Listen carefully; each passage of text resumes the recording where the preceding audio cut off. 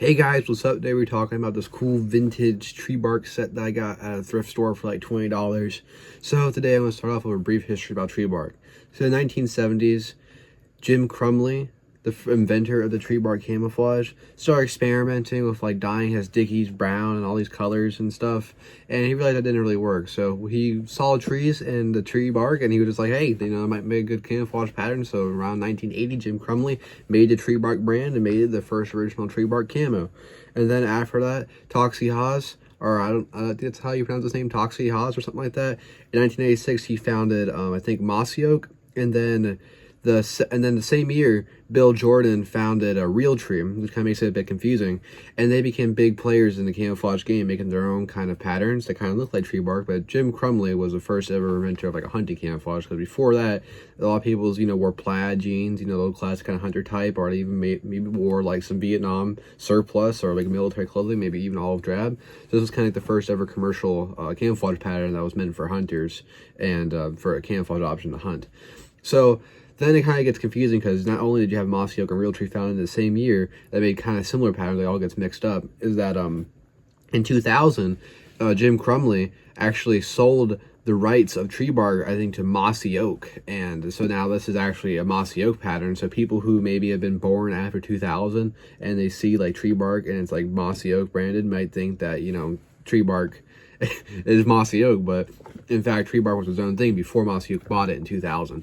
So that's kind of cool. That's the basic history of this over, but yeah, the basic construction of this, it's like a twill, right? And this was made by a contractor called, well, I'll put it up on my bed here soon, get a closer look, but this was an old school way of tagging here. It says 1980 bowing ENT ink reg pats, and gives the patent number, but it's like a 1980 dated ink.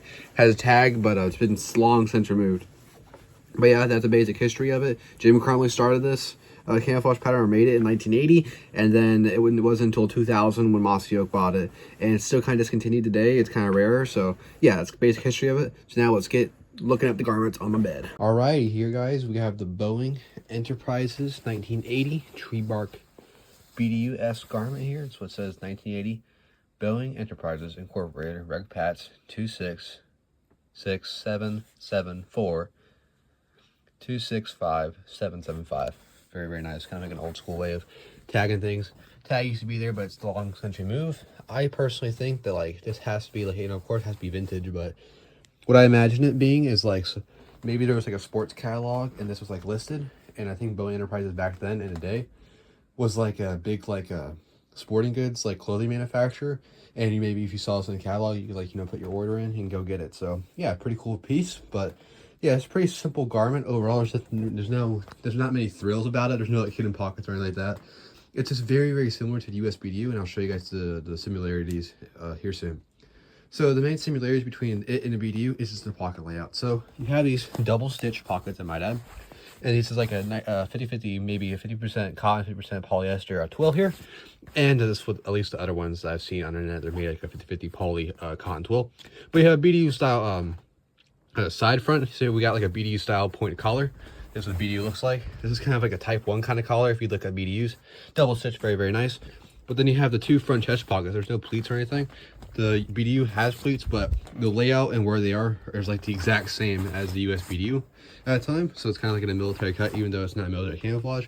And you have the same lower torso pockets, no pleats. Put your shotgun shells or whatever in there. Original Trebark camo logo. And yeah, that's pretty much it when it comes to features. Pretty good seam work. There's not many double stitching. There's no L reinforcements, and there's no wrist adjustment. But overall, guys, this camouflage pattern is really unique and very like a very cool look at. It's very just like reminiscent, nostalgic at the time, just like the tree bark and the whiteness of maybe like a birch or whatever, or dead moss. It's very, very awesome. Very, very cool pattern. And apparently this is like collectible. Like I got this at their store for like $20, and I've seen sets, just like the shirts go for like $86, $100. So getting like the pants and all that, together, I think it was a pretty good deal, to be honest. But yeah, it's worked really good on it. And where I got this set, it's kind of like makes me think a little bit, because I got this Trebark set in a thrift store in Upper Peninsula of Michigan, like the middle of nowhere, basically, in like a small town. So it makes me kind of think like maybe somebody's grandpa or dad like bought a set of Trebark back in the 1980s and just like never used it, and he just put it in a thrift store, and that's how I ended up on it. So it's a complete set that I found. I even found some waterproof trousers in the same pattern like a couple days later. And yeah, it's pretty good history, I guess. Pretty cool. But yeah, I had this the patent and Boeing Enterprise. It's pretty cool. Nothing to it. The only thing I have to do is I had to sew on back a button because it was about to fall off. This button here, normal button, we're just black thread. But yeah, that's kind of a basic overview of the top. It's very, very nice. Very good twill material. And yeah, pretty collectible, I guess. So the set part of it is I also got the pants. They're pretty cool. Same Trebark camouflage here. I'll unroll them here. Now I'm unsure if these are Boeing or what kind of brand they are, because there's no tag really anywhere in them that I could find, as you guys can see, but they were on the same rack and they were attached the exact same way. So same material feels like, so it must probably will be Boeing. I'm not sure. But you have this kind of a nice zipper fly. It's a 42 fly. I don't know what it's a Talon. The Talon zipper. It's like a Talon brass zipper with a button here. And this button has this kind of like logo on, like a snowflake. But it's just kind of like some old school jean-esque pants. It kind of looks like a straight cut pair of jeans. There's no cool crotch reinforcements, you know, old school.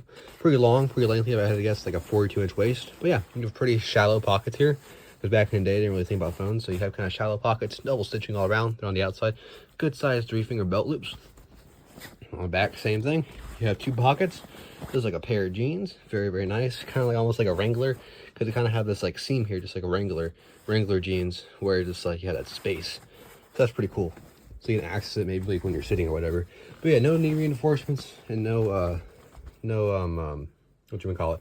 No like boot blouse strings or whatever. No like BDU-esque features. But yeah, basically over the pants. I'm not sure these are Boeing Enterprises, but they were on the same exact rack and they're like the same exact material. So I figure they probably are. So yeah, that's basically overview of the pants. I'll get all this stuff on and show you guys what it looks like all together.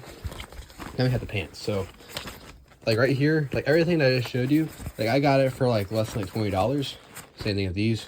And like I've just seen like the shirt, the pants, and all that stuff like go for like 50 at least each.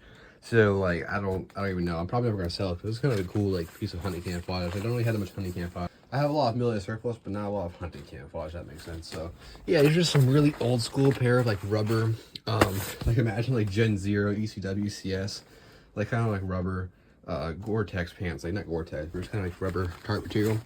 But yeah, Trebark camouflage, license, not fake. That's kind of what the difference looks like between the twill material. So I guess this could be fake, could actually have been used. And it's like this, like the new, I guess like camouflage pattern look. But yeah, these are just basic like duck hunting trousers, I imagine. And yeah, these are pure vintage too. There's no tagging on the outside, and it's just like very crude. On the ankles, we have an adjustment here with plastic buttons. Okay, I'm done. I don't want to rip it, but in one hand, yeah, there's plastic buttons where you can adjust it over your boot, something like that. So if you're duck hunting, you can, you know, keep your legs dry. Very, very nice. No seat reinforcement. The elastic isn't worn out, surprisingly, even though it's probably really old. So that's kind of nice. Kind of like a one size fits all. I mean, it's pretty big. It's not like an XL size, but it's like cinched up. There's no way to cinch it up, so kind of just like a one size fits all kind of deal. Yeah, opening up, there's no tags in there. It's what it looks like. It's kind of like a big trash bag. Probably not the best to wear. Oh, there's a little tag. Maybe? Nope. Yep, it says size XL there in the rubber. That's it. There's no other tag that I can find. But yeah, it's kind of like a size XL hunting camouflage set that I have. So now we'll put it on, show you guys what it looks like all together, and that'll be the end of the video. Alrighty guys, so this is me wearing the pants. They're very big on me, of course, because I'm like a size 30 waist. This is like an XL, probably like 42-inch waist or some shit. Got a belt on. But this is some no thrills hunting camo, guys. This ain't no Sitka, this ain't no damn Gore-Tex, this ain't none of that. There ain't no damn carbon fiber mask in your electromagnetic single, Nords or scent guard. It's literally basically the same exact technology as a pair of blue jeans and a plaid shirt, but now it's a camouflage. So yep, got no knee reinforcements, no boot blousing. Very good construction. It's kind of like a straight cut pair of jeans. Very, very nice. Very cool, very vintage. Then we get the top here that I imagine is in size XL as well. Put this bad boy on. There literally is no size in this, so it's kind of like, thank God it fits me, I guess, or it fits me enough. But yeah, putting this bad boy on, it's kind of like a BDU shirt. Boss is the same. There is no top button I could find. Maybe there was at some point, but there's not as of now. So button this bad boy up. It's kind of exposed buttons. like any other like old hunting shirt kind of was. Ain't no damn zippers here, boy. Ain't no Sitka. Alright. Put that bad boy on. Boom. There you go. There's your shirt on here. I found this hat the same day. I think this might be like real tree or mossy oak, but it's kind of like a Jones cap. I already have a video filmed on this, so put that bad boy on there. And yeah, got your two lower torso pockets here for you know, whatever you want to put in there. And I'm gonna undo those now. Put those back there. Then you got your two upper torso pockets. Boom. Very big. Alrighty guys, here now we have the pants. These are like the Gore-Tex pants, you could say.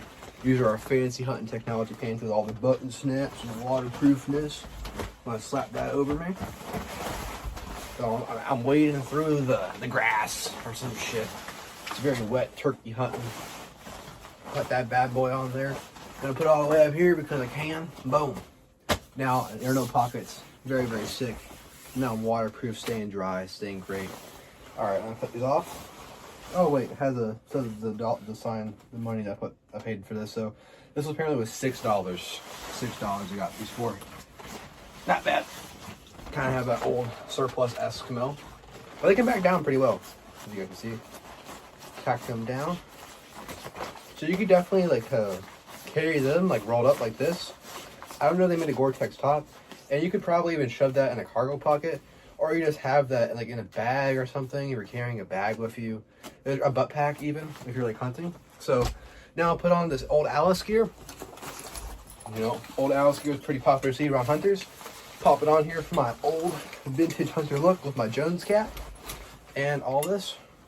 This would be like the most high-speed hunter you'd see. So back in the day with Alice gear, maybe like a camouflage set, you'd probably have been like, were you trying to hunt fucking Bigfoot or some shit? Boom. There you go. It's kind of like an old school kind of hunt to load out.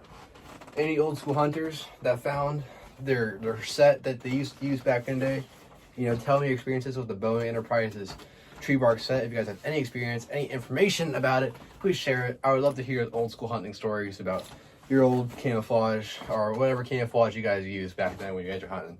Because like it's kind of a history too, you know what I mean? Like what did hunters use back then? Because you gotta think like in history class you might be like, oh, hunters back then in like the 18th century, they might have used dogs, and they still use dogs, but the way they hunted back then. So just because it's now in present day doesn't mean that it shouldn't be talked about or remembered. So if you guys have any cool hunting stories, any cool things that y'all did to consider yourselves, or any tactics, or just any cool hunting story that you want to share, just put it down in the comment section down below. And yeah, that's about it. So you guys have a wonderful day, and goodbye.